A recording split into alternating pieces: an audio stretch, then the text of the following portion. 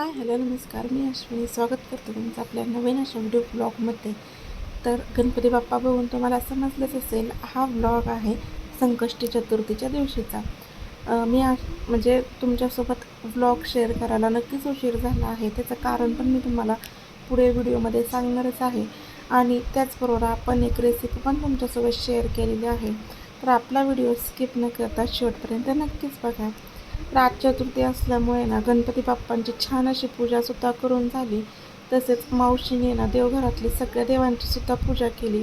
आता ही पूजा तिची रोजचीच असते, जसं की फुलं वगैरे वाहून रोजच ती छान अशी पूजा करत असते. देवपूजा झाल्यानंतर आम्ही ना नाश्ता करून घेतला. नाश्त्यामध्ये आता उपवास म्हटलं की काय भरपूर असे पदार्थ तर असतातच. तर तसेच सगळे तळणीचे जे पापड चकल्या वगैरे होत्या ना, ते चहासोबत खाऊन झालं. घरातली त्यांची रोजची जी कामं आहेत ना, ती त्यांनी आवरली आणि त्यानंतर मावशीने ना लोणचं करायला घेतलं. तर आता कसं आहे ना, माहेरी माझ्या सरबतचा बिझनेस जो आहे ना तो चालू होता. आणि आता मावशीकडे जायचं म्हटलं तर 7-8 दिवस तर ते स्टॉल बंदच राहणार होता. त्याच्यामुळे ना मम्मीने भरपूर अशी लिंब मावशीकडे नेली होती आणि तिकडूनच तिच्याकडून लोणचं बनवून घेतलं.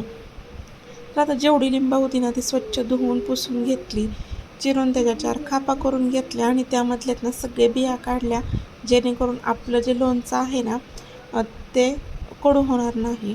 तर आता जेवढ्या क्रश केलं होतं ना आपण लिंबू मिक्सरमध्ये घालून, तर त्यामध्ये ना त्याच्या दीडपट गूळ आपण त्यामध्ये ॲड केलेला आहे. आता गुळाला पाणी सुटेपर्यंत आहे ना आपल्याला ते छान असं परतून घ्यायचं आहे. आपण आपल्या चवीनुसार आहे ना ते जास्त गोड किंवा कमी गोड असं पण करू शकतो. आता याला छान असं पाणी सुटलं ना की त्यामध्ये चवीनुसार मीठ आणि फक्त तिखट टाकायचं आहे, जेणेकरून हे लोणचं उपवासासाठी सुद्धा आपण वापरू शकतो. आता यामधलं सगळं पाणी आटून द्यायचं आहे आणि त्यानंतर छान असं बरणीत भरून ठेवायचं आहे. वर्षभर हे लोणचं नक्कीच टिकतं. आता चतुर्थी होती त्यामुळे मावशीने ना पुरणपोळीचा छान असा स्वयंपाक केला होता. मस्तपैकी जेवणं झाली. रात्रीच्या 1-2 वाजेपर्यंत गप्पा-टप्पा मारल्या आणि दुसऱ्या दिवशी आमच्या परतीच्या प्रवासाला सुरुवात झाली. म्हणजेच आम्हाला यायचं होतं माझ्या माहेरी मम्मीच्या इथे. तर हा सगळा प्रवास आहे ना 3 तासाचा होता आणि बॅगाच इतक्या होत्या की त्याच्यामुळे आम्हाला ना गाडीच करावी लागली. आता मावशीनी मम्मीला सगळं उन्हाळी पदार्थ जे आहेत ना ते करून दिले होते. जसं की पापड, कुरडया, चकल्या, 2 प्रकारचे पापड. तर त्याचीच पॅकिंग आहे ना या इकडे चालू होती. आता एवढं सगळं सामान गाडीत कसं काय बसेल ना याचंच टेन्शन होतं. तर हे सगळं पॅकिंग आहे ना आम्ही करून घेतलं. आता भरपूर वर्षांनी, मी तरी 3 वर्षांनी गेले होते आणि मम्मीचं काय दरवर्षी तर जाणं असतंच.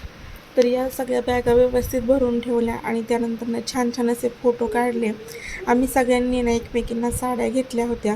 मावशीला मम्मीला मी साडी घेतली, तसेच मावशीने मला घेतली आणि मावस बहिणीने पण मम्मीला मावशीला वगैरे साड्या घेतल्या होत्या. हेच आमचं घेणं देणं चालू होतं आणि त्यानंतर छान असे फोटो काढले. एवढ्याच आपल्या आठवणी ज्या आहेत ना त्या असतात. त्यानंतर परतीच्या प्रवासाला सुरुवात केली. आता हा प्रवास आहे ना 3.5-4 तासाचा होता, अहिल्यानगर ते यवत म्हणजे माझ्या माहेरी येण्यासाठी.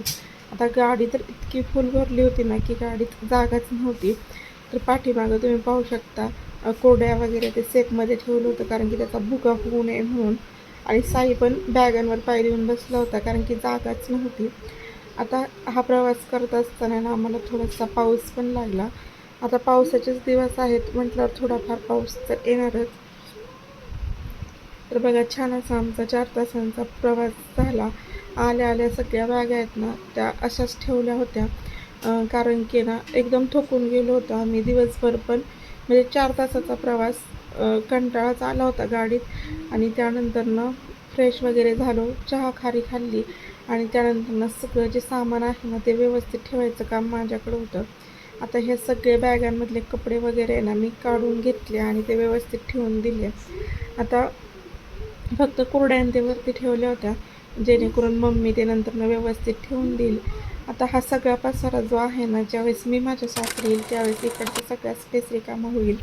तर आता त्यानंतर मी लगेच आले, ते म्हणजेच साड्या पिको फॉलला टाकण्यासाठी, जेणेकरून त्या लवकर मिळतील. तर अशा पद्धतीने ना आपला छोटासाच व्हिडिओ होता. तुम्हाला जर आवडला असेल तर नक्कीच लाईक, शेअर आणि सबस्क्राईब करा. व्हिडिओ पाहिल्याबद्दल धन्यवाद.